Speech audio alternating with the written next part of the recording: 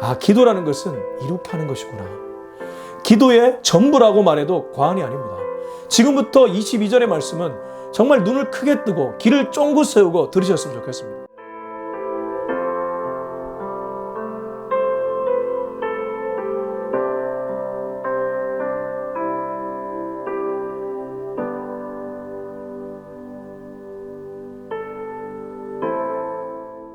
기도하겠습니다. 하나님 아버지, 오늘은 하나님의 하나밖에 없는 아들 우리 주 예수님이 이 땅에 오셔서 죽으신 날입니다. 성금요일이라고 부르는 이날 하나님의 말씀을 읽습니다. 주여, 우리가 이날만 십자가를 묵상하는 것이 아니라 평상시에도 주님의 십자가를 단 5분이라도 묵상할 수 있는 우리 모두가 되게 하여 주옵소서. 예수님의 이름으로 기도합니다. 아멘. 네, 오늘은 에스라 8장 21절에서 36절까지의 말씀입니다. 에스라 8장 21절에서 36절까지의 말씀을 다 같이 읽겠습니다. 그때 내가 아하와 강가에서 금식을 선포하고 우리 하나님 앞에서 스스로 겸비하여 우리와 우리 어린아이와 모든 소유를 위하여 평탄한 길을 그에게 강구하였으니 이는 우리가 전에 왕에게 아뢰기를 우리 하나님의 손은 자기를 찾는 모든 자에게 선을 베푸시고 자기를 배반하는 모든 자에게는 권능과 진노를 내리신다 하였으므로 길에서 적군을 막고 우리를 도울 보병과 마병을 왕에게 구하기를 부끄러워하였습니다. 그러므로 우리가 이를 위하여 금식하며 우리 하나님께 간구하였더니 그의 응낙하심을 입었느니라. 그때에 내가 제사장의 우두머리들 중 12명 곧 세레베와 하사베와 그의 형제 10명을 따로 세우고 그들에게 왕과 모사들과 방백들과 또 그곳에 있는 이스라엘 무리가 우리 하나님의 성전을 위하여 드린 은과 금과 그릇들을 달아서 주었으니 내가 달아서 그들 손에 준 것은 은이 650달란트요 은그릇이 100달란트요 금이 100달란트며 또 금잔이 20개라 그 무게는 1000다레기로 또 아름답고 빛나 금같이 보배로운 녹그릇이 2개라. 내가 그들에게 이르되 너희는 여호와께 거룩한 자여 이 그릇들도 거룩하고 그 은과 금은 너희 조상들의 하나님 여호와께 즐거이 드린 예물이니 너희는 예루살렘 여호와의 성전 골방에 이르러 제사장들과 레위 사람의 우두머리들과 이스라엘의 족장들 앞에서 이 그릇을 달기까지 삼가 지키라. 이에 제사장들과 레위 사람들이 은과 금과 그릇을 예루살렘 우리 하나님의 성전으로 가져가려 하여 그 무게대로 받으니라. 첫째 달 12일에 우리가 아하와 강을 떠나 예루살렘으로 갈새 우리 하나님의 손이 우리를 도우사 대적과 길에 매복한 자의 손에서 건지신지라. 이에 예루살렘에 이르러 거기서 3일간 머물고 제사일에 우리 하나님의 성전에서 은과 금과 그릇을 달아서 제사장 우리아의 아들 무레못의 손에 넘기니 비느하스의 아들 엘레아살과 레위 사람 예수아의 아들 요사박과 비누의 아들 노아드야가 함께 있어 모든 것을 다 세고 달아보고 그 무게의 총량을 그때 기록하였느니라. 사로잡혔던 자의 자손 곧 이방에서 돌아온 자들이 이스라엘 하나님께 번제를 드렸는데 이스라엘 전체를 위한 수송아지가 12마리요 또 순양이 96마리요 어린 양이 77마리요 또 석제제의 순염소가 12마리니 모두 여호와께 드린 번제물이라. 우리가 또 왕의 조서를 왕의 총독들과 유브라데강 건너편 총독들에게 넘겨주매 그들이 백성과 하나님의 성전을 도왔느니라. 아멘. 오늘은 에스라 8장 21절에서 36절까지의 말씀입니다. 오늘 말씀은 크게 세 단락으로 구별할 수 있습니다. 말씀이 길기 때문에 너무 산발적으로 말씀을 전하면 여러분들이 이 아침 시간에 힘들기 때문에 제가 좀 요약해서 말씀드리겠습니다. 첫 번째 단락은 정말 중요한 주제가 나오는데 기도입니다. 그리스도인들의 신앙생활 중에서 기도만큼 중요한 주제도 없을 것입니다. 우리들은 기도를 하면서도 기도에 대해 궁금해하고 목말라 합니다. 기도를 잘 모른다는 생각까지 갖고 있습니다. 왜 그렇게 기도에 대해서 많이 하면서도 목말라 할까요? 그만큼 이 땅에 살아가는 모든 그리스도인들에게 중요한 주제라는 것이죠. 저도 이 바이블레이션이라는 유튜브 채널에서 기도 이 영상으로 끝내다 이 영상 하나로 지금의 바이블레이션이 되었다고 말해도 과언이 아닙니다. 가장 많은 조회수가 나왔기 때문입니다. 가장 많은 조회수가 나왔다는 것은 그 콘텐츠, 그 기도 영상이 잘 만들어졌기도 하겠지만 제가 제 입으로 말하면 좀 그렇지 않겠습니까? 그럼에도 불구하고 말할 수 있다면 그렇기도 하지만 그만큼 많은 분들이 그 기도라는 주제에 관심이 있다는 것일 겁니다. 그리고 두 번째 단락도 아주 중요한 주제가 나옵니다. 헌금입니다. 여러분, 헌금도 예민하면서도 중요한 주제죠. 사람들이 호기심을 갖고 또 그리스도인들의 신앙생활에서 매우 중요한 요소에 들어감에 틀림없습니다. 그리고 세 번째는 모든 것이 끝난 후에 현실 메커니즘입니다. 예루살렘 포로 귀환을 한 후에 예루살렘에 도착했던 무리들이 하였던 반응들, 구체적으로 현실에서 살아갔던 그들의 모습들, 그것이 기록되어 있기 때문입니다. 기도, 헌금, 그리고 실제 생활. 이것이 오늘 우리가 나눌 주제입니다. 큰 주제들인데 한번 말씀을 보겠습니다. 21절부터 23절이 기도에 관한 얘기를 하고 있는데 특별히 에스라의 기도입니다. 그때 내가 아하와 강가에서 금식을 선포하고 우리 하나님 앞에서 스스로 겸비하여 우리와 우리 어린아이와 모든 소유를 위하여 평탄한 길을 그에게 간구하였으니 21절과 23절에 동일하게 나오는 표현이 있습니다. 21절에도 간구가 나오고 금식이 나옵니다. 23절도 한번 읽어보겠습니다. 그러므로 우리가 이를 위하여 금식하며 우리 하나님께 간구하였더니 여기도 금식과 간구가 나옵니다. 이런 표현을 인클루지오 혹은 수미 쌍간법이라고 표현하죠. 이렇게 표현하는 이유는 중간의 내용을 주목하라는 뜻입니다. 앞과 뒤에 같은 표현을 씀으로써 그 안에 있는 내용을 주목하게 만드는 어떠한 기법이죠. 금식과 간구가 나왔습니다. 다른 말로 금식기도입니다. 제가 일전에 이 유튜브 채널 바이블레이션에서 금식기도도 올린 적이 있습니다. 혹시 여기 뜨면 참고하셔도 좋을 것 같습니다. 아무튼 지금 에스라는 금식하며 하나님께 기도하고 있습니다. 제가 이 기도의 내용을 보니까 우리 그리스도인 모두가 참고할 만한 기도의 표준과 같은 그러한 기도를 에스라가 보여주고 있습니다. 기도를 하고 있습니다. 에스라의 기도, 어떤 의미에서 좀 짧은 구절이라고 할 수 있는데 이 기도만 우리가 잘 알고 우리 삶에 적용하면 우리도 하나님께 에스라처럼 기도 응답을 받을 수 있다는 뜻입니다. 21절을 다시 한번 보면 그때의 내가, 여기 그때는 아하 강가에 머물렀을 때를 얘기합니다. 앞서 우리가 살폈던 말씀처럼 레위 사람들을 불러 모았죠. 그때에 내가 아하와 강가에서 금식을 선포하고 우리 하나님 앞에서 스스로 겸비하여, 우선 에스라의 보인 기도의 반응은 아주 절실한 기도입니다. 간절한 기도죠. 여러분, 금식이라는 것이 무엇입니까? 정말 응답을 받으려고 사람으로서 할 수 있는 애절한 표현이 금식 아니겠습니까? 금식은 흉악의 제약을 끊는 열쇠와도 같다. 정확하진 않지만 이런 표현이 성경에 나옵니다.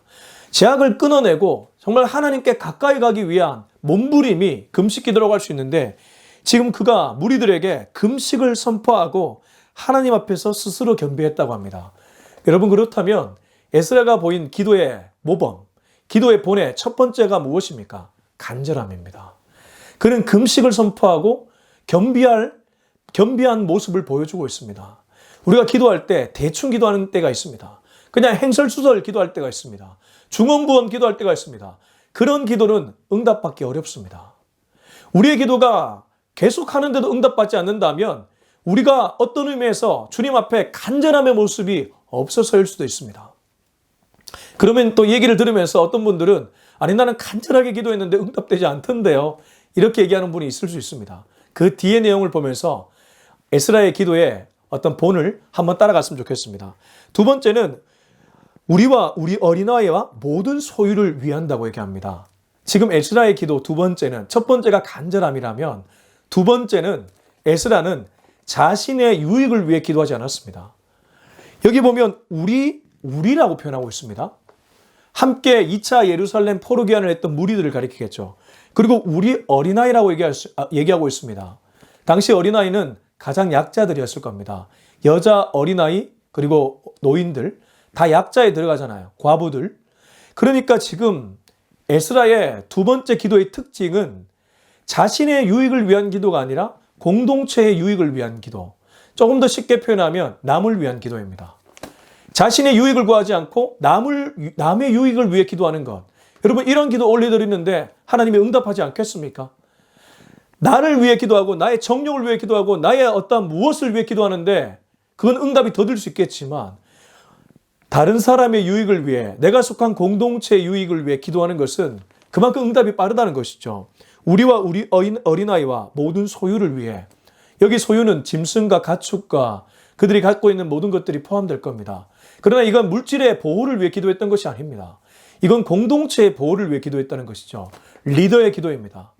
앞에 구약에서 나왔던 그 창세기와 출애굽기, 모세의 기도, 아브라함의 기도, 모든 리더들의 기도는 공동체를 위한 기도가 초점이 맞춰져 있습니다. 공동체를 위한 기도에 초점이 맞춰져 있다는 것이죠.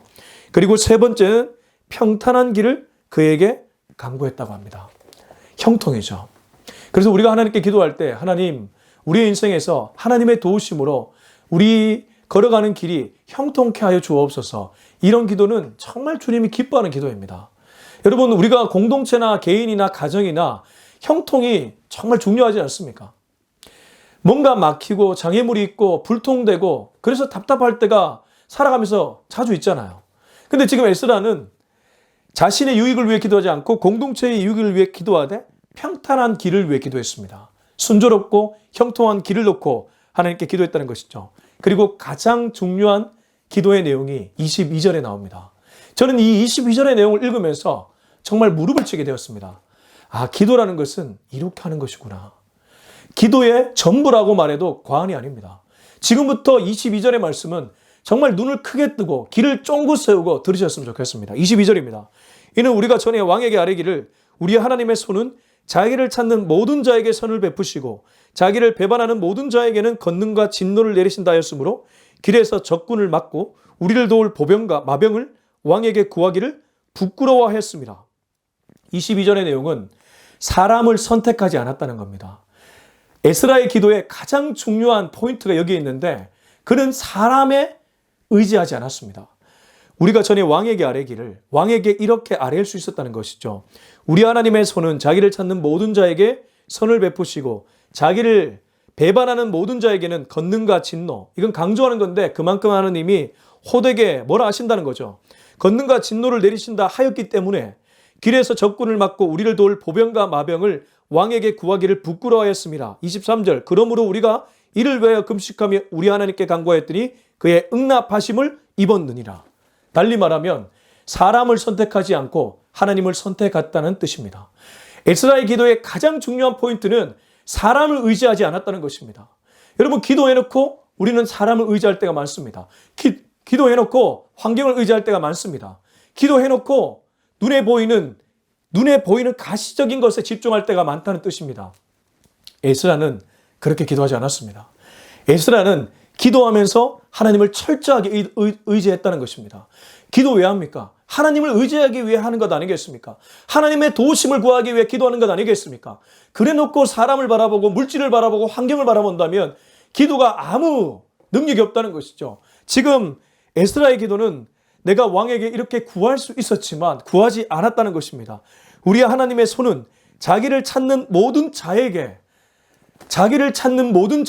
달리 말하면 자기를 의지하는 자에게 선을 베푸신다는 것이죠.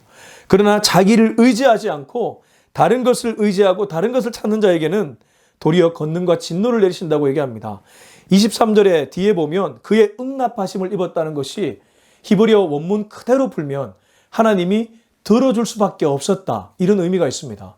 굉장히 하나님 입장에서 수동적인 표현입니다. 너무 얘가 간절하게 구하니까 마지못해 들어주는 것처럼 들어줬다는 것이죠. 근데 여기서 포인트는 무엇입니까? 하나님의 마음이 들어줄 수밖에 없게 만드는 그러한 기도였다는 거예요. 간절하게 기도했습니다. 나의 유익이 아니라 공동체의 유익을 위해 기도했습니다. 형통한 길을 놓고 기도했습니다. 가장 중요한 것, 사람을 의지하지 않고 사람을 선택하지 않고 하나님을 선택했다는 겁니다. 하나님을 의지했다는 것입니다. 그래서 에스라의 기도가 모든 그리스도인의 기도의 본이 될 수 있고 표준이 될 수 있고 모범이 될 수 있다는 것입니다. 우리의 기도가 어때야 됩니까? 간절하게 기도해야 될 것입니다. 우리의 기도가 어때야 됩니까? 나의 유익이 아닌 남의 유익을 위해 기도해야 될 것입니다. 우리의 기도가 어때야 됩니까? 형통을 놓고 기도해야 될 것입니다. 우리의 기도가 어때야 됩니까? 끝까지 하나님을 의지하기 위해 분투하는 기도야 될 것입니다. 이 기도는 하나님의 마음을 움직입니다. 응답하심을 잊게 됩니다. 여러분, 뒤에 말씀 보면 하나님의 도우심을 입은 에스라였지만 왕의 조서까지 받았던 에스라였지만 달리 말해 왕의 보호까지 받았던 에스라였지만 대적이 나타났습니다. 31절을 먼저 보겠습니다. 첫째 달 12일에 우리가 아하와 강을 떠나 예루살렘으로 갈새 우리 하나님의 손이 우리를 도우사 대적과 길에 매복한 자의 손에서 건지신지라. 그들은 예루살렘을 코앞에 두고도 매복하는 자와 대적을 만났습니다. 왕이 조서를 내려서 그런 행동하지 말라고 막았습니다. 그럼에도 불구하고 여전히 매복자, 대적들이 있었다는 것이죠. 선한 일을 함에도 불구하고 장애물과 고난과 대적과 시기자들이 찾아온다는 것입니다. 근데 앞에 이렇게 기도했던 에스라는 하나님의 도우심을 입게 됩니다. 하나님의 응답하심을 입었다는 것은 실제적으로 하나님이 배후에서 역사하고 있다는 뜻입니다. 하나님이 매복과 대적을 만났을 때 도와주신다는 뜻입니다. 하나님이 막아주시고 보호해 주신다는 뜻입니다. 여러분, 이런 자가 바로 기도 응답받는 자일 겁니다. 자, 이제 우리가 앞서 얘기했던 두 번째 주제로 넘어갑니다. 24절부터 30절까지는 헌금에 대한 얘기인데 여기 중요한 포인트는 두 가지입니다. 첫 번째는 24절과 25절에 있는데 한번 읽어보겠습니다. 그때 내가 제사장의 우두머리들 중 12명 곧 세레바와 하사바와 그의 형제 10명을 따로 세우고 그들에게 왕과 보사들과 방백들과 또 그곳에 있는 이스라엘 무리가 우리 하나님의 성전을 위하여 드린 은과 금과 그릇들을 달아서 주었으니 24절과 25절에서는 왕에게 받았던 예물들 그것들을 따로 사람을 세워서 그들에게 전달하는 장면입니다. 그때 내가 제사장의 우두머리들 중 12명을 따로 세웠다고 하죠. 25절에 보면 그들에게 하나님의 성전을 위해 은과 금과 그릇들을 달아서 주었다고 얘기합니다. 사람을 세웠고 왕에게 받았던 성전 기물들을 달아서 주었다는 것은 정직하고 투명했다는 것을 얘기합니다. 여러분, 헌금이 무엇입니까? 헌금은 돈이죠. 돈은 달리 말하면 돈에는 많은 것들이 포함되어 있습니다. 돈을 얻기까지의 과정들도 있고 돈을 사용하려는 사람들의 심리도 깔려 있습니다. 근데 하나님께 헌금 드릴 때는 가장 중요한 가치 중에 하나가 정직과 투명이라는 것입니다. 교회에서 헌금을 사용할 때도 정직과 투명을 가치의 우선순위에 놓고 써야 된다는 것이죠. 하나님께 예물을 드릴 때도 정직하고 투명하게 드리려고 애써야 되고 그 예물을 받은 교회에서도 그것을 운영하고 쓸 때, 사용할 때 정직하고 투명하게 집행해야 된다는 것입니다. 이것이 담보되면 사실 예물을 아낌없이 드릴 사람 우리 한국교회 성도님들 대다수입니다. 이것이 담보되지 않기 때문에 자꾸 투명하게 공개하라는 얘기가 나오는 것이죠. 그러므로 교회에서 재정 집행을 할 때는 따로 사람을 세웠다는 것은 투명하게 하기 위해 사람을 세웠다는 것이고 달아봤다는 것은 정직하게 하기 위해 달아봤다는 것을 얘기하지 않겠습니까? 같은 가치입니다. 결국 신뢰입니다. 헌금에는 투명과 정직이라는 신뢰의 가치가 정말 중요합니다. 그리고 두 번째입니다. 두 번째는 28절, 29절 한번 읽어보겠습니다. 내가 그들에게 이르되 너희는 여호와께 거룩한 자여 이 그릇들도 거룩하고 그 은과 금은 너희 조상들의 하나님 여호와께 즐거이 드린 예물이니 너희는 예루살렘 여호와의 성전 골방에 이르러 제사장들과 레위 사람의 우두머리들과 이스라엘의 족장들 앞에서 이 그릇을 달기까지 삼가 지키라. 28절과 29절에 반복적으로 나오는 것은 거룩입니다. 삼가 지키라는 것도 결국 거룩의 가치와 가깝습니다. 그렇습니다. 두 번째 가치는 거룩입니다. 구별됨이죠. 그리고 그 구별됨 안에 자원함이 들어갑니다. 여기 28절 끝절을 보면 즐거이 드린 예물이라고 하는데 그건 자원에서 드린 예물이죠. 여러분, 성별되었다는 것이 무엇입니까? 거룩하다는 것이 무엇입니까? 하나님께 예물을 올려드린다는 그 자체가 벌써 구별된 것입니다. 내가 내 임의로 쓸 수 있지만 그것을 하나님 나라의 확장을 위해서 내가 아낌없이 드린다는 것 자체가 벌써 구별했다는 뜻 아니겠습니까? 이것과 이것이 다르다는 것이 아니라 하나님 나라의 가치를 위해 내가 그것을 사용하기로 결정했기 때문에 그 행위 자체가 구별되었다는 것이고 그것은 거룩이고 그것은 곧 자원함입니다. 즐거이 예물을 드렸다는 것이죠. 그래서 헌금에서 두 번째 가치는 거룩함, 자원함이라는 것입니다. 첫 번째가 투명과 정직, 신뢰의 가치라면 두 번째는 거룩함, 그리고 그 안에 담겨있는 자원함이라는 것입니다. 이 두 가지 가치만 우리가 헌금에서 기억하면 헌금을 이상하게 쓰지도 않고 또 헌금을 하나님께 잘못 올려드리지도 않을 겁니다. 이 두 가지를 항상 마음속에 담고 이 두 가지 가치에 집중하면 여러분의 예물을 허투루 쓰겠습니까? 여러분이 갖고 있는 돈을 아무 때나 쓰겠습니까? 그렇지 않을 겁니다.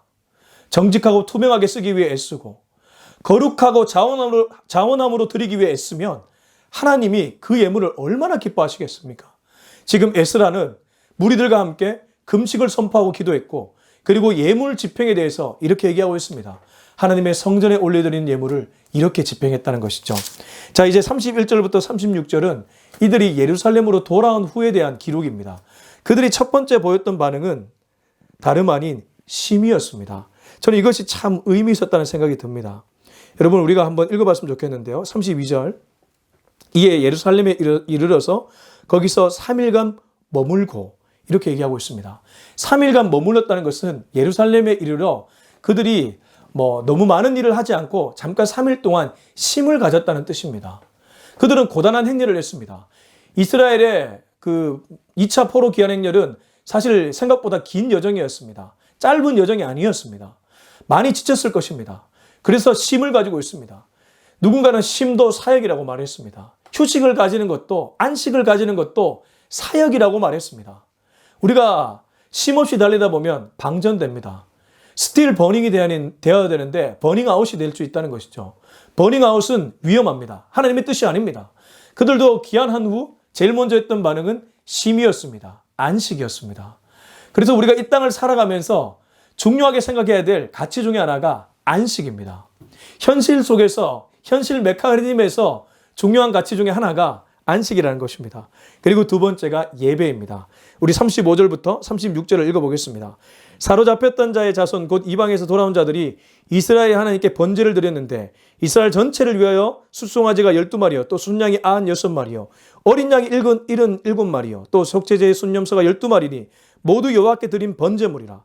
무리가 또 왕의 조서를 왕의 총독들과 유브라데강 건너편 총독들에게 넘겨주매 그들이 백성과 하나님의 성전을 도왔느니라. 결국 그들은 3일간 쉰 후에 다시 하나님께 번제를 드렸습니다. 속죄제를 드렸습니다. 달리 말하면 매일 하나님께 예배를 드렸다는 뜻입니다. 지금 우리들도 아침 예배를 드리고 있습니다. 아침 예배가 왜 중요합니까? 현실 메커니즘에서 우리가 구체적으로 삶을 살아갈 때에 하나님의 음성 듣고 하루 시작하는 것이죠.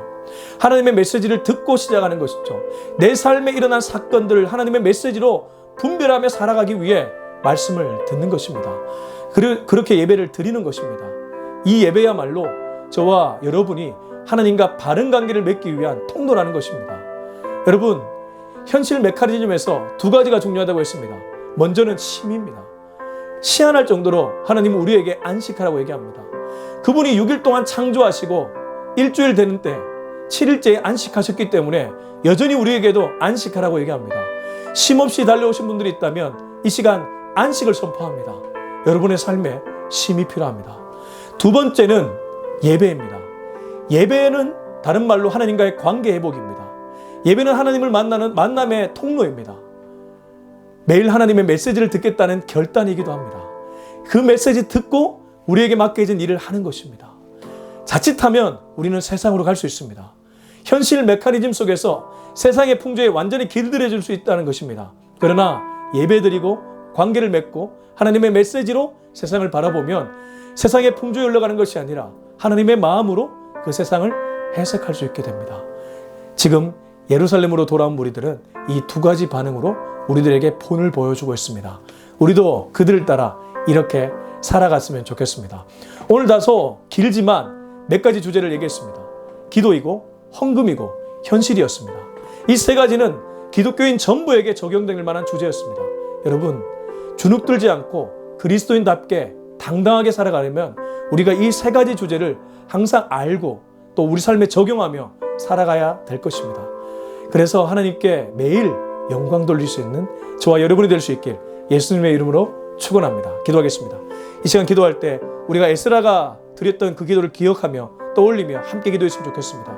주님, 나의 유익이 아니라 내가 속한 공동체와 내가 속한 가정과 나의 자녀와 나의 배우자와 또 우리 친척과 나와 관계된 모든 사람을 위해 기도하겠습니다. 형통한 길을 놓고 기도하겠습니다. 하나님 아버지, 간절하게 기도하겠습니다. 무엇보다 하나님을 의지하겠습니다. 하나님을 선택하겠습니다. 우리 이 기도 제목 가지고 주님의 이름 한번 간절하게 외치고 우리 뜨겁게 한번 기도하겠습니다. 주여! 하나님 아버지, 주님 앞에 기도할 때에 중언부언하지 않겠습니다. 행설수설하지 않겠습니다. 하나님 아버지, 간절하게 기도합니다.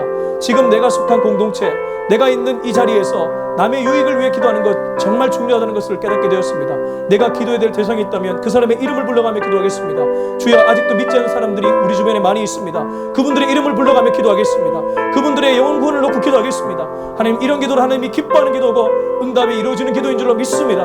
하나님 아버지, 또한 기도 없기는 우리에게 맡겨진 일을 하나님을 선택하며 감당할 수 있기를 원합니다. 나도 모르게 사람을 의지하려는 연약함이 불끈불끈 솟아오를 때가 있습니다. 하나님, 사람을 의지하지 않기를 원합니다. 사람을 선택하지 않기를 원합니다. 언제나 하나님을 선택하며 하나님을 의지하는 우리가 되게 하여 주시옵소서. 이제는 우리 주 예수 그리스도의 은혜와 하나님의 사랑과 성령의 위로교통 충만하심의 역사가 오늘 에스라의 기도와 또 그가 보였던 헌금에 대한 가치와 현실 속에서 어떻게 살아야 되는지를 깨닫고 돌아가는 우리 모두의 머리 위에 지금부터 영원토록 함께 하기를 간절히 축원합니다. 아멘.